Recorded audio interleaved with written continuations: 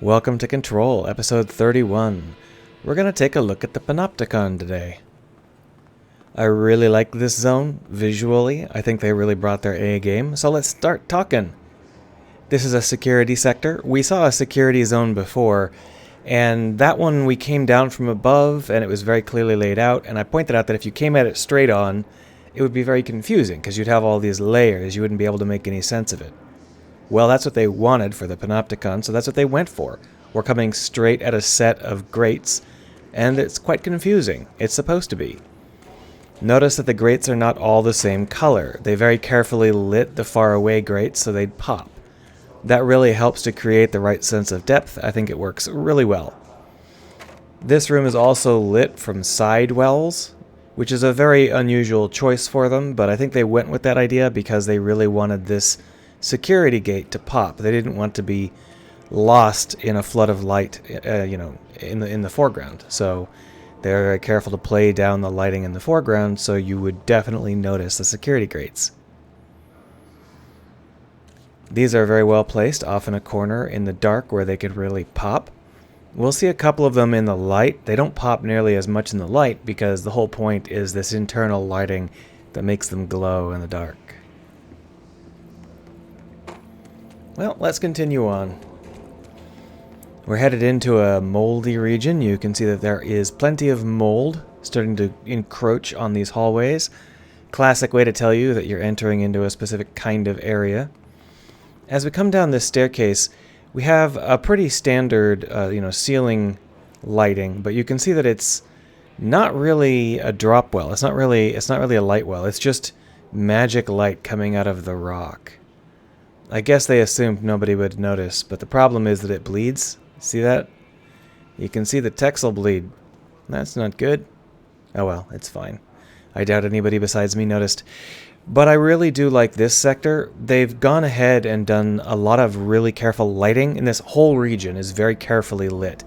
In this case, for example, your lighting is going to pull you aside into here, but if you come around the corner, the main lighting switches to over here.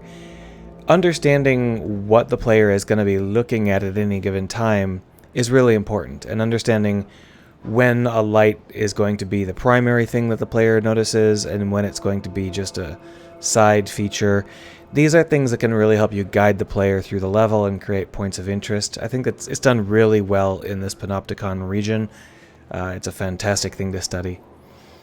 Now, personally, I have a real soft spot for medical rooms like this, just because they're so tidy. They have a lot of things you can do with them, but they are very constrained and very specific size. And I just like the way that you can do stuff like this, with this lovely blue barrier, curtain. Drawing a curtain across the room is a really fantastic way to break up the space and create multiple subregions. They don't do this very often, and the reason they don't do it very often is because they're using a capsule collider, and they thought it looked bad. Their cloth sim is not as good as their light sim. I pointed out that these things really look good in the dark, and they almost vanish entirely in the light, and that's what we're seeing here. They really don't draw our eye at all because they're not any brighter than their surroundings. So something that was, a considerable pop in the dark becomes a generic piece that your eyes slide right across in the light. I think that's a really good choice. If you can have those generic pieces that the player will just kind of glaze over, be generic in some situations and pop in others, it serves double duty. I think it works really well. You can see they've got us really pulling the light here. We're coming around and seeing this really, really bright light. And you can see that it's very specifically scaled and sized. When you're coming up this corner, the light appears to just fill that entire area. Like, oh my gosh, we're going to be walking into this huge, endless sunshine. But of course, it's just one little wedge of light. It's just that the wedge of light is placed perfectly to draw your attention when you're at a specific angle. This was obviously made by someone that really understood the way that the eye adaptation post effect would work, and also which exact areas would be cut by the corner. This is what I'm talking about. If you understand how to place the light and how to place the walls, you can lead the player around corners and into all sorts of regions that they might otherwise not notice. And I really like that this whole situation is very carefully lit. They've brought us into a dark area because it is supposed to contrast. And then as we come around again, oh look, light. Just dark, light, dark, light, dark, light. It gives us a lot of potential. Now I am cheating a little bit. I cleared this area out ahead of time. This was not as dark as it currently appears because there were giant red glowing things here. I shot them. Over here is a brilliantly lit office. This is a place where there are some monsters, and you can really get a feel for how this mold is taking the area over. As I say, it's a biomatter situation. We got the same sort of thing with System Shock 2 and Aliens, but those generally use very dark biomatter. And the reason for that is because the repeating textures that they used back then didn't really look very good, and they couldn't really get the gloss to pop right with the lighting they were using. So these folks made the interesting choice to have the biomatter be quite light. It's quite bright, and the light hits it quite clearly. They can do that because they have some advanced splat maps. They've got some really nice fuzz. I don't know if you can see that on YouTube, but this is not just a flat surface. It's using shell fuzz. See if we can get close enough so you can see that. See that? It's using the same kind of shader that you might use on dog fur. And all it really is a series of planes in front of the surface that give it a little bit of depth. And that's a classic effect, and it works really well to give this texture here. But of course, if it was black, you wouldn't be able to see it. So by keeping it light, they really help to sell those kinds of fur effects and the kind of fuzz effect. They also have these pockmarks, which are supposed to be holes. They're not, though. They're just black. It's interesting to me that they didn't go for like an actual shader override hole. I'm not sure why they didn't. Maybe they just couldn't figure out how with their engine. But you can see that it's not terribly carefully done. It's just you put it on and it sort of works, and that's good enough. You don't have to worry about things like accidentally cutting a hole in half. The player's not going to notice unless they're me. But the textures they add to these walls are the point. And I don't just mean like the actual game definition of texture. I mean the fact that there's fuzz and tendrils and splotches and holes. I think it works really, really well. I think it would be even better if they had a couple of different variations in shine or roughness, so that we'd have glossy patches and stuff, but they didn't go with that. So this just goes to show you, even with the extra addition of plants and stuff, they still took a lot more care than most biomatter levels take in designing the biomass itself. And I think that is a really important insight. I think that is a great idea. You've got to make sure that if you're going to override an area with a lot of growing blobby crap, the glowing blobby crap has to look good. It has to sell the player. If it's just going to make the place look ugly and dismal, no one's going to want to play, and so you're not going to have any fun in the area. But if it's like misty and bright and covered in fun plants, it's going to be really interesting. I think that this is definitely the best biomass level design I've ever seen. As much as I don't actually like it as a game element, I really do enjoy it as a level design element. Here you can see a storage closet that's been completely overrun.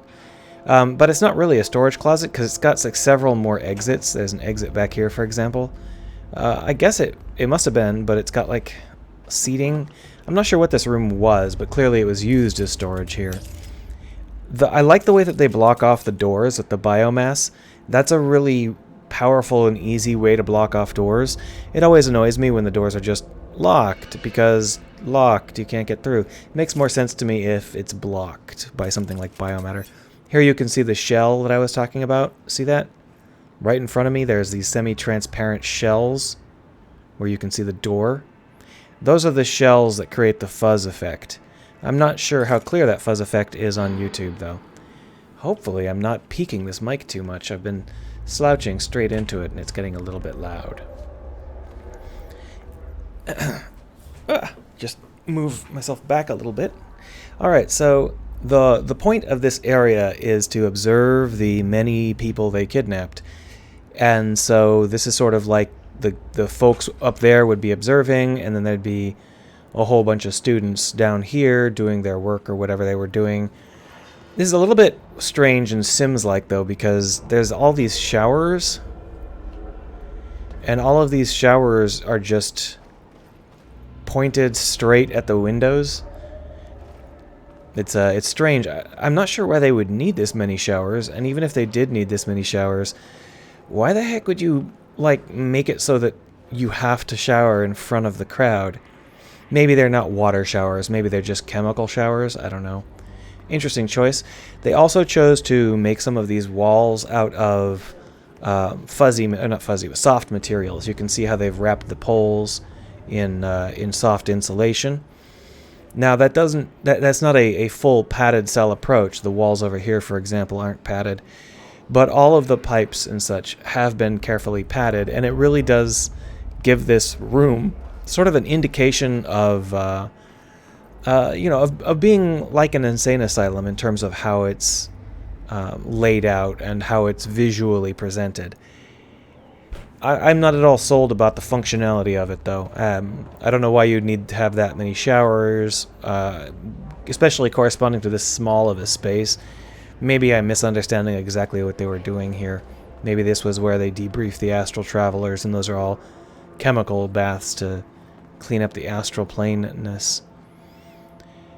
The game is getting substantially less reserved about just throwing lights in. Like this screen, there is zero chance this screen is actually casting that light.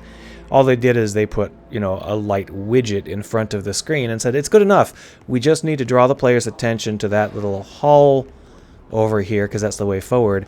And to do that, we will put in any sort of excuse for a light we can get. But in this case, they had to really punch it up, because if you're over here looking across the room is designed specifically to draw your eye into this lower region.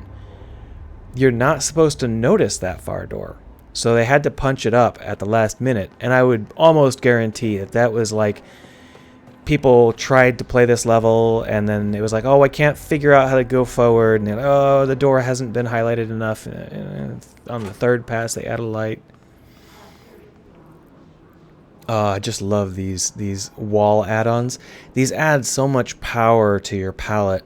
The ability to put stuff in front of walls transforms the walls entirely. And this is something like, if you haven't got assets like this, you should make them. They're easy to make. They're very cheap to build. Just throw them together in Blender, do a couple frames of cloth sim, call it a day. Down here you can see we've got the grates that we have seen in maintenance hallways, but now they're just on top of floors rather than being above, pipes or something. And I think that works really well. It's another case where they've reused an asset in a new way and really made it work. I just really enjoy this level. And then we exit out of that region and we enter into this region with more of these incredibly ugly yellow boxes.